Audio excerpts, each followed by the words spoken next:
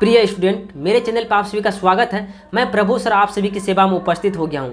आज की क्लास में मैं करवाने जा रहा हूं आज की क्लास में ऑब्जेक्टिव क्वेश्चन नहीं, यानी ये जो है चैप्टर नंबर 6 चल रहा है। यानी क्या है, चैप्टर नंबर जो है 6 चल रहा है, यानी बायोलॉजी का। इसमें हमने एक क्लास ले चुके हैं, आज ये दूसरा क्लास लेने जा रहे हैं, यानी जनन चैप्टर का क्लास 10 का बायोलॉजी, जो कि परीक्षा के दृष्टिकोण से बहुत बहुत महत्वपूर्ण होगा।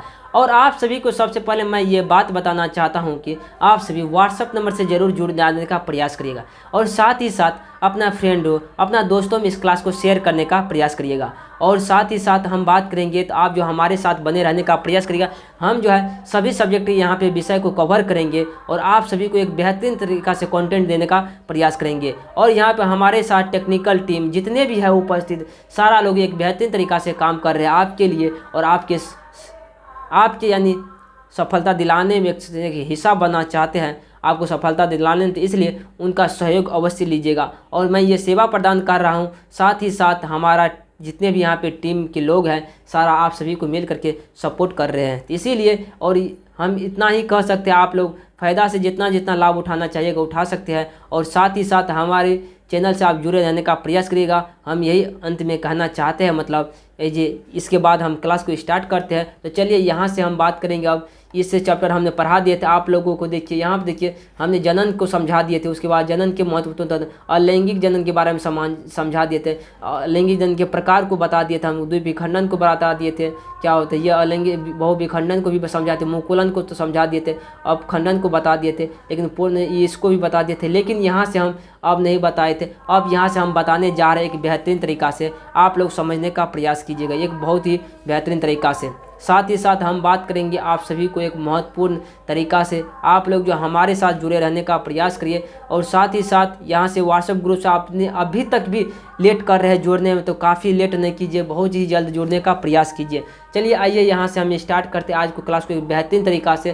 कहता है कि पाँचवां नंबर देखिए, कायिक जनन। आखिर कायिक जनन क्या चीज़ होती है, इसके बारे में थोड़ा सा हम जानने का प्रयास करेंगे। आखिर कायिक जनन के बारे में थोड़ा सा हम देखेंगे, आखिर कायिक जनन क्या होता है, एक बेहतरीन तरीक़ा से देखेंगे कायिक जनन के बारे में। अब यहाँ देखिए कह रहा अलैंगिक जनन की वह विधि, कह रहा है कि अलैंगिक जनन की वह विधि जिसमें जड़, तना या पत्ती के माध्यम से नए पौधों का विकास होता है, उसे कायिक जनन कहते हैं। यानी किसके माध्यम से, जड़, तना या नई या पत्ती के माध्यम से नए पौधे का, जड़, तना या पत्ती के माध्यम से नए पौधे का विकास होता है, उसे ही कायिक जनन कहते हैं। पत्ती के माध्यम से पत्थर चट्टा यानी बायोफिल्म, तना के माध्यम से डहेलिया, गुलाब के जड़ के माध्यम से, गुलाब जो है ना जड़ के माध्यम ये क्या है, शकरकंद है, शकरकंद होगा, शकरकंद। ये जो है सब क्या होते हैं, मतलब ये कभी पत्ती से उत्पन्न होते हैं, कभी जड़ से, तो कभी तना से उत्पन्न होते हैं, मतलब ये सब का विकास होता है, या ये सब का विकास होता है। ये इसी को हम क्या कहेंगे, कायिक जनन कहेंगे। यानी जो हम बात करेंगे ना सर, जड़, तना एवं पत्ती से होता है, यानी जिसमें कलम, आप गांव घर में सुने होंगे कलम लगाया जाता है, तना में कलम लगाया जाता है, जिससे आम का कलम लगाते हुए देखे होंगे। तो आम की क्या कहते हैं, उसके ऊपरी भाग को हटा देते, तना में पतला डंठल में उसको हटा देते, उसके बाद में क्या मिट्टी टिट्टी डाल के सोन का बोरा जो होता है गाँव घर में, उससे क्या होता है चारा बांध के उसको पानी डाला जाता है, तो कुछ दिनों में उससे क्या होता है जड़ें निकल आती है बाहर, उसी को हम कहेंगे कायिक जनन। क्या कहेंगे, कायिक जनन कहेंगे। बेहतरीन तरीक़ा से आप हमारे बात को समझ गए होंगे, हम आशा करते हैं, उम्मीद करते हैं कि हमारे बात को आप समझ पा रहे होंगे। अब यहाँ पे देखेंगे अगला पे यहाँ देखिए जीवाणु, बीजाणु जनन क्या है, बीजाणु नामे से सुन रहा है कि बीजाणु मतलब बीज से जनन हुआ होगा, नाम से क्या पता चल रहा है आपको, बीजाणु जनन का बात क्या करिएगा, बीज से जन्म हुआ जनन के क्या कहेंगे, बीजाणु जनन कहेंगे। आइए तो हम इसके अंदर जा करके देखते हैं कि इसका जनन कैसे होता है। आइए यहाँ पर देखने का प्रयास करिए। बीजाणु जनन यहाँ देखिए, अलैंगिक जनन की एक उतंत्र विधि है। क्या है, उतंत्र विधि है। यह मुख्य रूप से निम्न श्रेणी के जीवों जैसे जीवाणु, शैवाल एवं कवक आदि में पाई जाती है।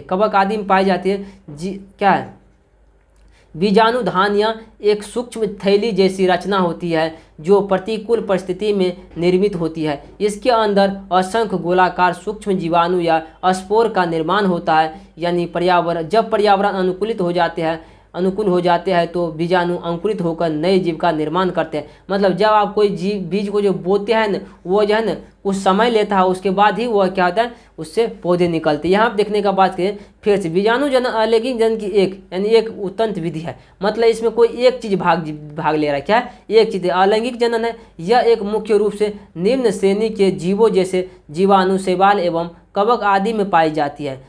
बीजाणु धान्य की एक सूक्ष्म थैली जैसी संरचना होती है, जिससे प्रतिकूल परिस्थिति में निर्मित होकर के इनके अंदर असंख्य गोलाकार सूक्ष्म जीवाणु या स्पोर का निर्माण होता है। जब पर्यावरण अनुकूलित हो जाता है तो उसे क्या कहते हैं, बीजाणु अंकुरित होकर के नए जीवों का निर्माण करता है। क्या कहते हैं, नए जीव का निर्माण करते हैं। अब यहाँ पे देखने का हम बात करेंगे अलैंगिक जनन के गुण को देखेंगे। क्या देखेंगे, लैंगिक जनन के, थोड़ा सा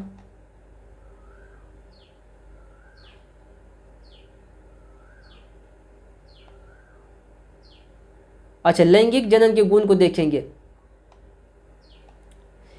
उल्टा लिखा गया, पहले इसका परिभाषा होना, चलिए कोई बात नहीं है। यहाँ देखिए लैंगिक जनन के क्या करेंगे, गुण को देखेंगे हम। देखिए इसमें शुक्राणु नर युग्मक भाग लेता है, शुक्राणु भाग लेता है, इसमें अंडाणु भाग लेता है, करा इसमें निषेचन की प्रक्रिया होती है, करा इसमें उत्पन्न संतान आनुवंशिक रूप से माता पिता के समान होती है, करा यह एक जटिल प्रक्रिया होती है। ये क्या होती है, यह जटिल प्रक्रिया होती है। ये देखो अलैंगिक जनन जो वह सरल है, अलैंगिक जनन का हम बात करें ये जो है कठिन है, कहने जटिल, ये क्या है जटिल, ये सरल और ये कठिन। स से सर, अ से अ पढ़ने में अ का शुरुआत अक्षर है तो मतलब यह सरल होगा, और जटिल का बात करेंगे ये जटिल होगा, यानी लैंगिक जटिल होगा। चलिए अब थोड़ा सा यहाँ देखते हैं अगला स्टेप में। इसको देखिए थोड़ा सा देखने का प्रयास करें एक बेहतरीन तरीका से। कहता है कि इसमें युग्मक गैमेट का निर्माण होता है। इसमें किसका निर्माण होता है, युग्मक गैमेट का निर्माण होता है। किसका निर्माण होता है, तो युग्मक गैमेट का निर्माण होता है। इसमें दो विपरीत लिंग वाले जनक भाग लेते हैं। क्या भाग लेते, कौन भाग लेते हैं, दो विपरीत लिंग वाले जनक भाग लेते हैं। कह रहा लैंगिक जनन क्या है, कह रहा है लैंगिक जनन क्या है। लैंगिक जनन क्या बाद हम देखेंगे। कह रहा लैंगिक जनन एक ऐसी प्रक्रिया है जिसमें दो विपरीत लिंग के जीव मिलकर एक नए जीव का निर्माण करते हैं। उदाहरण में मानव, स्तनधारी, कुछ पौधे आदि। अब यहाँ पे देखेंगे कि आप कहेगा दो जीव, जैसे मनुष्य क्या होते हैं, जब जनन करने के लिए हमेशा दो जीव होते हैं, यानी वो जो संतान को उत्पत्ति करते हैं उनके माता पिता ही देते हैं, दोनों मिल करके देते हैं। उसी को हम क्या कहेंगे, लैंगिक जनन कहेंगे। क्या कहेंगे, लैंगिक जनन कहते हैं। यानी दो जीव मिल करके जो जनन में दो जीव भाग लेते हैं, जनन में भाग लेते हैं, उसी को हम लैंगिक जनन कहेंगे। जिसमें एक जीव भाग लेगा उसे अलैंगिक, जिसमें दो जीव भाग लेगा उसे क्या कहेंगे, लैंगिक जनन कहेंगे। आइए यहाँ पे देखते हैं थोड़ा सा कुछ आगे के स्टेप में, थोड़ा सा एक बेहतरीन तरीका से। कारण युग्मक क्या होता है, अब यहाँ पे हम बात करेंगे आखिर युग्मक होता तो होता क्या है, युग्मक का हम बात करेंगे। क्या बात करेंगे, युग्मक का। आखिर युग्मक क्या होता है।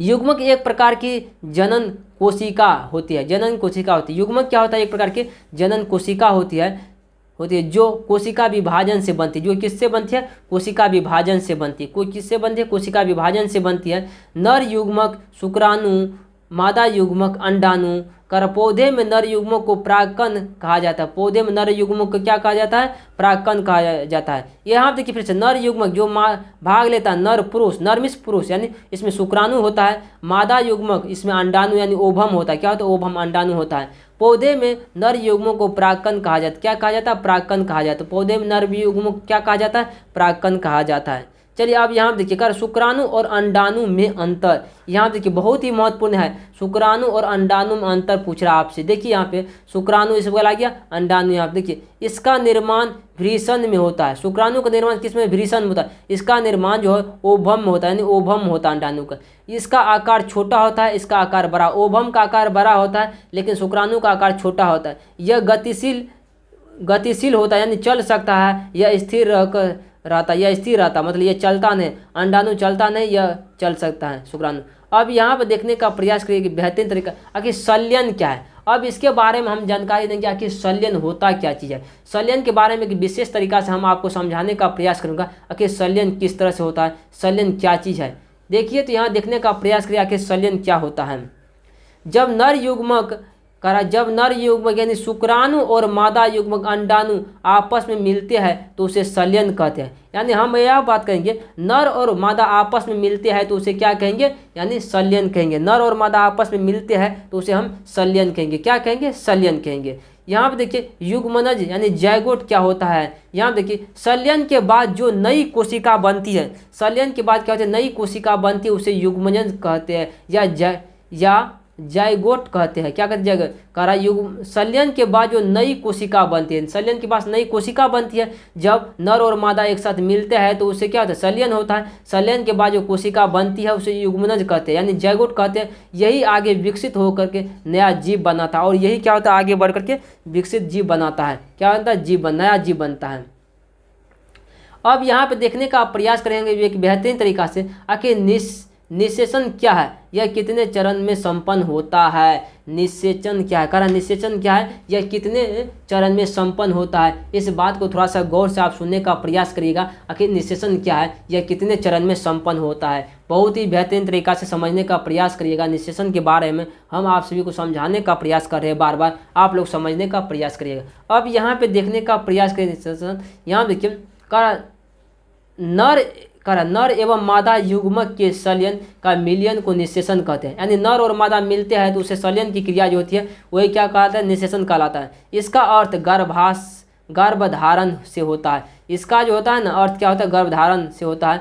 निषेचन की क्रिया 2 चरणों में संपन्न होती है। निषेचन की क्रिया कितने चरणों में संपन्न होती है, 2 चरणों में संपन्न होती है। तो ये क्वेश्चन थोड़ा सा जो वीवीआई है, हम चाहते हैं कि इस क्वेश्चन को आप अभी देख लीजिए, इसको समझ गए, इतना ही देख लीजिए। इसके बाद जो है ना हम कुछ आगे तरीका से एक ट्रिक से बताऊंगा, जो कि इससे आगे पढ़ाऊंगा। एक बेहतरीन तरीका से मैं समझाने का आपको प्रयास करूंगा। आज का क्लास आपको कैसा लगा जरूर देखिए। आप माता पिता के अपने सपना को यदि साकार करना चाहते हैं तो आप मेहनत से कभी न भागें। ईमानदारी आप में होना चाहिए, पढ़ाई के प्रति लगन होना चाहिए। मेहनत कीजिए तो आगे बढ़िएगा, मेहनत नहीं करिएगा तो आगे नहीं बढ़िएगा। इसीलिए आप आगे बढ़ना चाहते हैं तो दिन रात मेहनत कीजिए। मेहनत का मतलब ये नहीं कि पढ़ तो रहे क्लास में, ध्यान कहीं और, तब तो ये झूठा मेहनत हो गया।